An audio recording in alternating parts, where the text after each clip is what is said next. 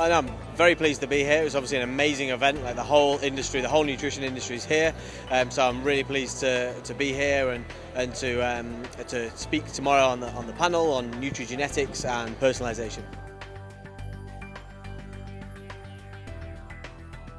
So I'm Andrew. I spent most of my adult life as a professional track and field athlete, so running the 400 metres and the 4x400 metre relay at Olympic level for Great Britain. So I've largely been an Olympic athlete, and then I also am co-founder and head of product at my company called DNA Fit. We're a personal genetics company looking at genetic interactions between fitness and nutrition in particular. And this is why I'm here with Monty Loeda to talk about the interaction between nutrition and genetics.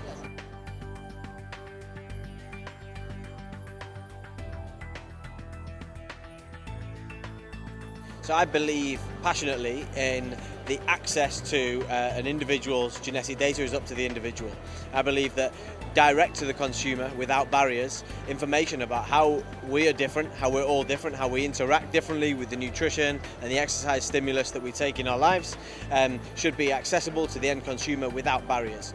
So tomorrow on the panel, I'll be speaking about how I believe this should be provided to firstly create a better interaction between the person and the nutrition decisions they make. Secondly, to increase their adherence and to change how they view their association with nutrition, how they view their decisions that they make. So, one of the key things for me is that we are as humans made up of two things: the interaction between how we're born and what we do.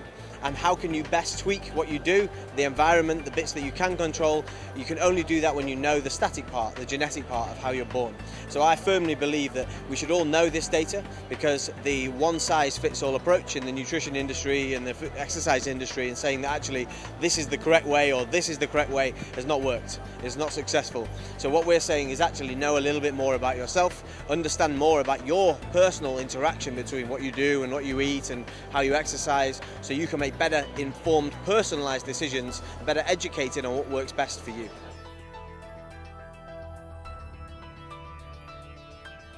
Well, as a sports person, I can make all sorts of changes, use all sorts of data, sports science, etc. And every sports person does that. So for example, if something doesn't work for me as a sports person, it's still my job to get better, so I will make a change to try another way, for example. But in the everyday person that wants to it's hard to make a change in your lifestyle, to start eating better, to exercise more. And if you get it wrong, you don't just try another way, people just quit. People's motivation is fragile.